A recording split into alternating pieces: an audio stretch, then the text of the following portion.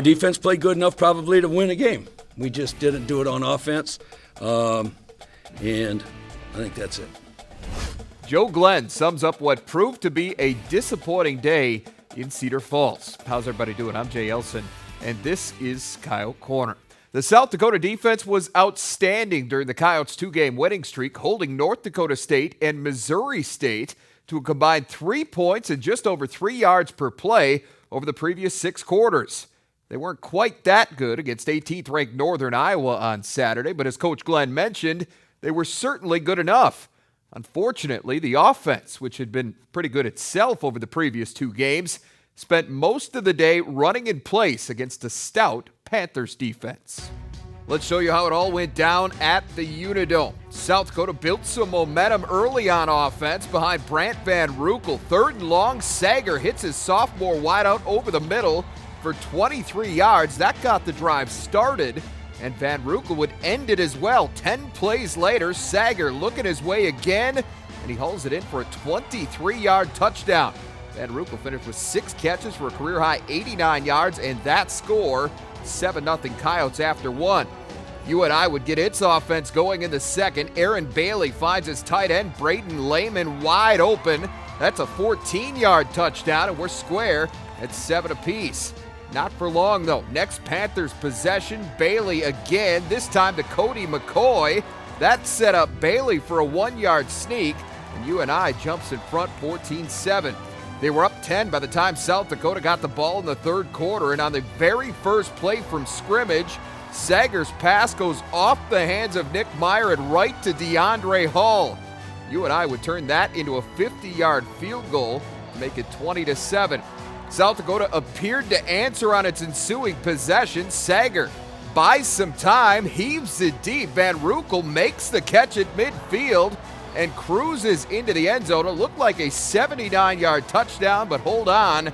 Sager over the line of scrimmage, so it gets taken off the board. Now the defense would keep the Yotes in the game the rest of the way. Andrew Van Ginkel with another big day. Drops Bailey for his 2nd sack of the game, his 8th of the season. And later it's Colin Mertlich. That's his 1st career sack. He also forced both UNI fumbles, but it wasn't enough. South Dakota's 2-game winning streak comes to an end with a 20-7 loss. The Coyotes mustering just 187 yards of total offense and 81 over the final 3 quarters. That running game, which was so effective against NDSU and Missouri State, completely stifled by that tough Panthers defense to the tune of 54 yards on 36 attempts. The first 3 drives, we looked like we were about to establish something there, and then we just disappeared for the last 3 quarters. I don't know. They're a sound football team, technically they wrap up, didn't give our guys a lot of second chances, and they were swarming to the ball today, so just well coached, good defensive squad over there. We kept them to 2 field goals in the second half. I'm just so proud of the guys on our team, just on this defense, just keep busting their butt no matter what happens and staying up. We just got a lot of guys have a lot of heart, and we're going to have to keep doing it and just keep grinding it out and come back next week twice as strong. Got to be better. Joe Glenn says there was one key ingredient in those back-to-back Coyote victories that his team was missing against Northern Iowa. We'll have more on that with the head coach after this. Coyote Corner on Midco Sports Network is presented by Dakota Land Honda.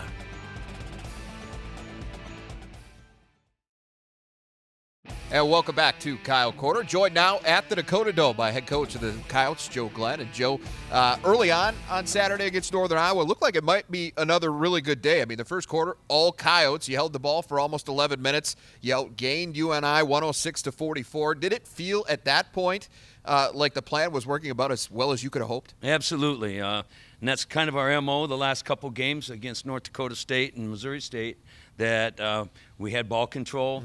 Mm-hmm. We were able to mix up the pass and the run and blend those two together to make money, mm-hmm. make yards, and move the football.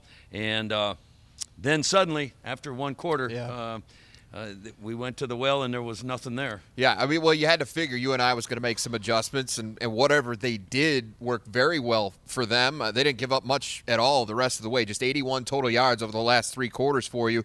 What specifically did the Panthers do differently to make life more difficult? Well, they covered us. They covered us in the passing game, and they come with the real heavy rush, and then they shut us down in the run. I mean, they flat took over, and there wasn't anything that we felt like was working. Just they got us. Yep. Well, I mean, on the other side, your defense, I thought played pretty good too. 5 sacks, 11 tackles for loss. You forced 2 more turnovers. Most days, that's probably good enough to win you a football game. Yeah, close. And we thought we played really well defensively. Kean Loggy was special. He always is. I think this time he had 10 tackles. That's a day's work right there. And Yep. Kean he's right in the middle of it for us, and he's our bell cow. He's our leader. So hats off to Kean. He played a great game. Andrew Van Ginkel, 2 more sacks. Colin Mertlick getting into it. His first career sack, forced 2 fumbles as well. Well, you know, they had 3 fumbles on the season. And so to get the ball loose from them, that's quite a deal. Colin stripped them twice, and we recovered both of them. Adam Harris had 5 breakups as a cornerback. That was holding them down. And it was just a good day for our defense. We just didn't have the mojo on offense this time. Their defense was too much for us. Well, special teams did play a huge role in this game as well, especially the punters. Let's start with yours. You praised Miles Bergner for his effort after the game, Joe. His 46-yard average on Saturday made life much easier on the defense than it could have been. Yeah, he's really grooving. I mean, he's been hitting like that now for quite a while, and it's just a weapon that you just really appreciate. But unfortunately, Cooter for the other team, this guy, he hit some rockets, and in the fourth quarter when we really needed to get some field position and get some things going for a comeback, he pinned us down on the 1-yard line with about a 60-yard punt, and then he pinned us down on the 3-yard line, I think with a 63-yard punt, and he was extraordinary. I mean, and that changes the way you're attempting to call a series. I mean, I know you probably would have preferred to throw it, but you almost couldn't afford to do it because you were so close to your own end zone. Yeah, it just it took the game, took your play calling away from you. You got to fight your way out of there and fight to get your field position back, and our best way was through our punter. Well, there was one really good story to come out of Saturday, Joe, and that is the fact that Sam McLaren was reunited with the football team for the first time since his injury a couple of weeks back against Western Illinois. Now, does his return and the fact that he came back to Vermillion with you guys after the game, does that keep all of this in perspective a little bit? Oh, yeah. There's no question. And Saturday morning at the pregame meal, Sam's dad and him walked in right behind me to the breakfast room where we were having our pregame meal, and the line was, "Does anyone in here believe in miracles?" They all jumped up and started screaming and hugging Sam, and thank God he has his mobility, and he's ready to go back to school. He's got some work to do a little bit with rehab, but it's all coming back to him. And the last time I'd seen him before Saturday morning was laying on that field, unable to move the whole right side of his body. So thank God. And the energy, he's an energy guy. I mean, he's a charismatic guy and a fun guy to be around. And I'm sure just that little extra boost of energy to your football team is certainly not going to be a bad thing going forward. No. And he's always got a big smile and a big hug for you. And he'll be great helping us out. And hats off to Sam McLaren. And we're really glad to have him back from the hospital and rehab and back in school. Absolutely. All right. Well, thanks again for your time this week, Joe. We're going to have more from Coach Glenn coming up in a bit, but first, Andre Field's going to stop by to help us close the book on Northern Iowa. We're going to talk about Saturday's storylines when we come back. Coyote Corner on Midco Sports Network is presented by Dakota Land Honda. Well, win or lose, you've got to move on, and with that in mind, it's time to close the book on Northern Iowa. Here to help us with that is Midco SN analyst Andre Fields. Andre, time for Saturday's storylines. There's not much question that the biggest reason for South Dakota coming out on the short end of this one was the lack of offense. After a strong first quarter, the Coyotes completely stalled out against that salty UNI defense, just 81 total yards over the final 3 quarters. I'm not sure you could even call that one-dimensional, Andre, because they couldn't get much of anything going. Yeah, and unfortunately, it's the same dimension in a few of our losses here. No offense. Couldn't get anything going, couldn't get the run established, couldn't get the passing game established, really couldn't even get play action established to try to open up one or the other. It's just one of those things where the offensive coordinator is going to have to go back and really look at the game plan he had coming in. see where in the fact that he missed something, because they got to be able to get something going, whether it's even on trick plays or something, if they're going to have some offense to help out the defense. Yeah, need that spark, and I think you look at it already this week. Southern Illinois, this is a team that potentially their defense will give you some things, right, but their offense is going to probably find a way to score. I mean, they're awfully good, so you're going to be able to have to counter that with some offense of your own. Yeah, you're going to have to be able to do something. You're going to have to be able to not be so one-dimensional, because when that happens, like we saw on Saturday, it just makes it so much easier for the opposing team to dictate everything in the game. Absolutely. Well, there weren't a lot of bright spots offensively on Saturday, but Brant Van Roekel was one of them. The sophomore wideout finished with a team-high 6 catches for a career-high 89 yards and a touchdown. He's scored now, Andre, in 3 of his last 4 games. He's developing into a real go-to guy for this offense, and when you put him together with Eric Schufert, that's a nice little 1-2 punch in the passing game. Yeah, and that's what you want if you're an offensive coordinator. It's what you want as a quarterback. You want that big guy that can stretch the field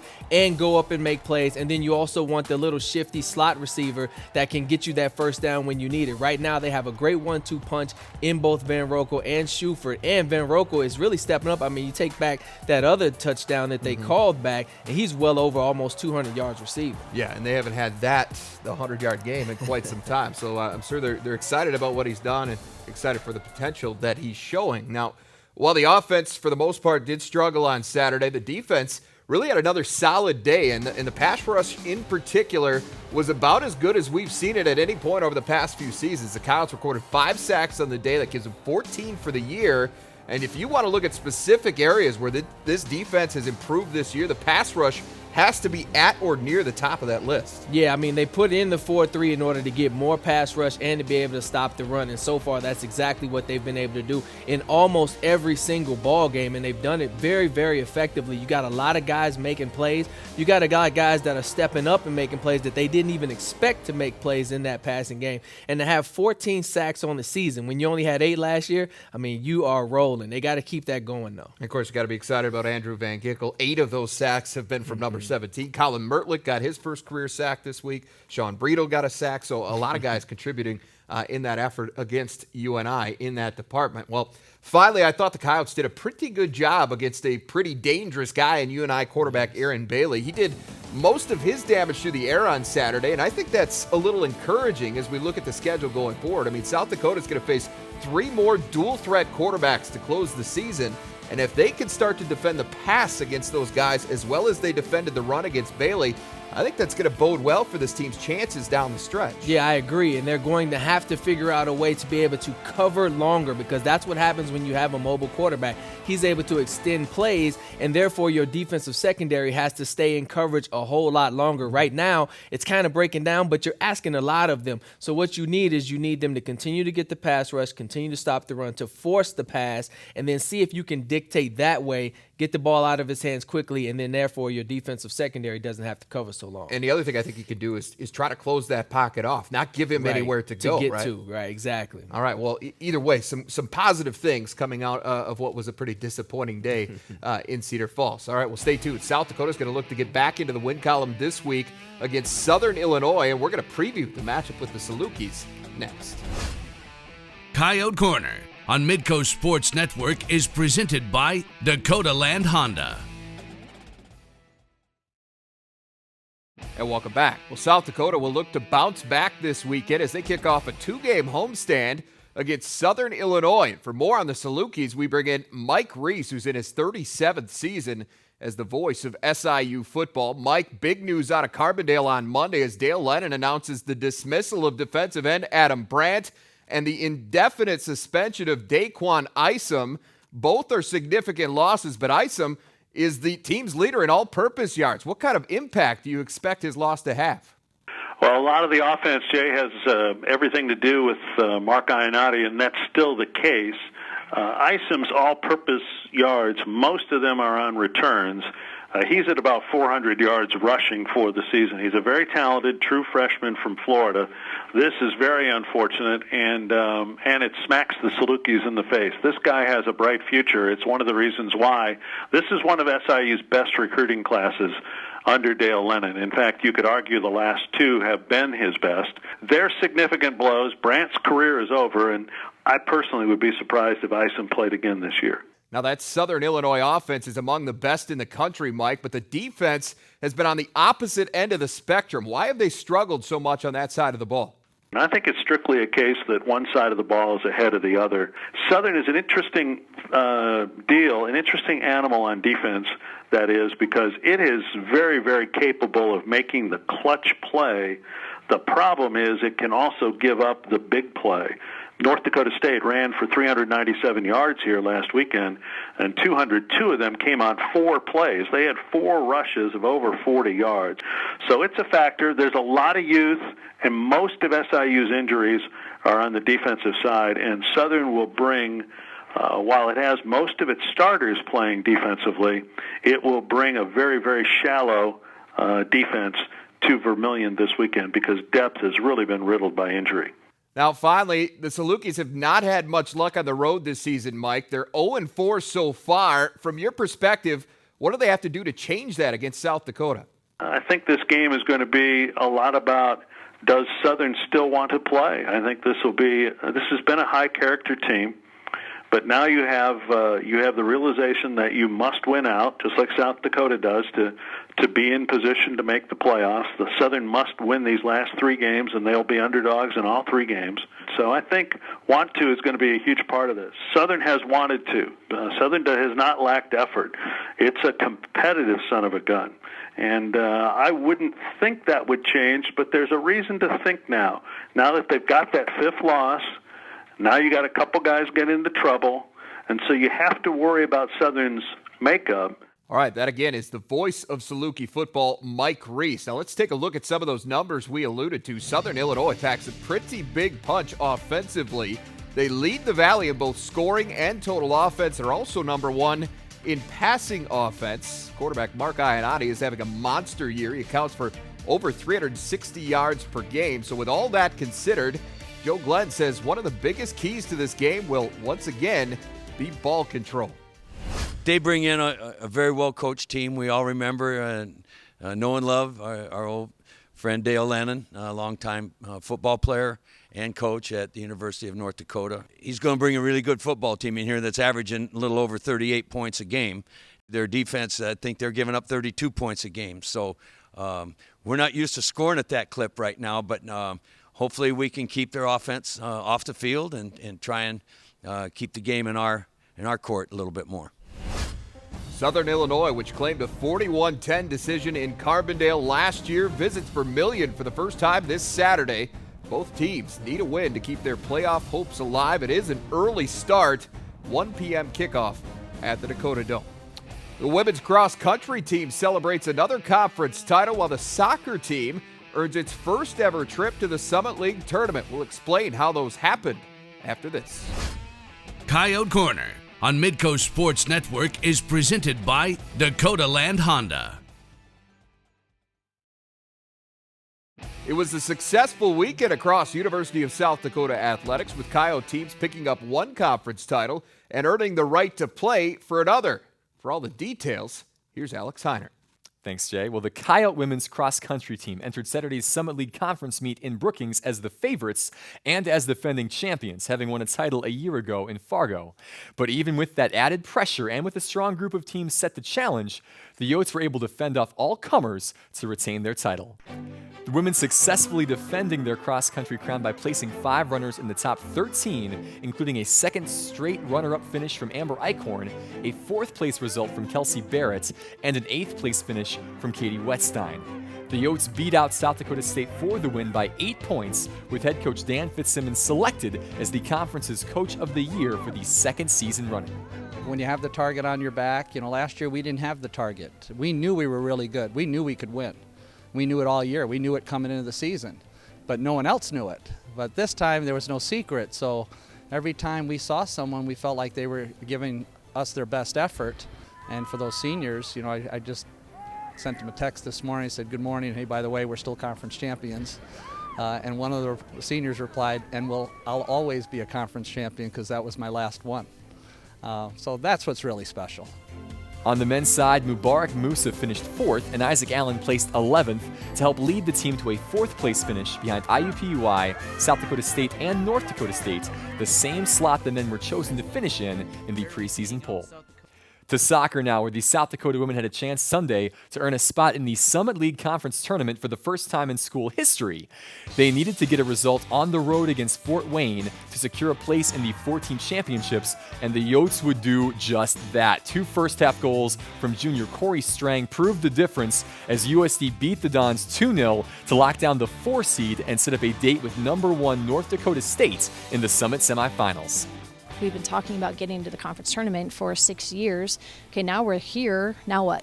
And for me, we've got to figure out how to win the battle of ourselves and getting the right energy, getting the quality of soccer, because if we can't bring that ourselves, we have no chance of winning in this tournament with the quality of the team that we're going to be playing against. So we need to figure that out for ourselves and find a way to bring our A game and play together as a team, which when we do that well, we found a way to win. The Yotes will take on the Bison in the second semifinal at 6 p.m. at Fishback Soccer Park in Brookings. USD, remember, lost to NDSU 1-0 in double overtime in Fargo in the team's only meeting earlier this season. The winner of that one will take on the Oral Roberts SCSU winner on Saturday at noon for a spot in the NCAA College Cup, Jay. Yeah, exciting stuff. Congratulations to both of those programs. That is our time for this week. For Alex Heinert, I'm Jay Elsen. Once again, Coyote football hosting Southern Illinois on Saturday. We'll be back here to break it all down for you next Tuesday night on another episode of Coyote Corner.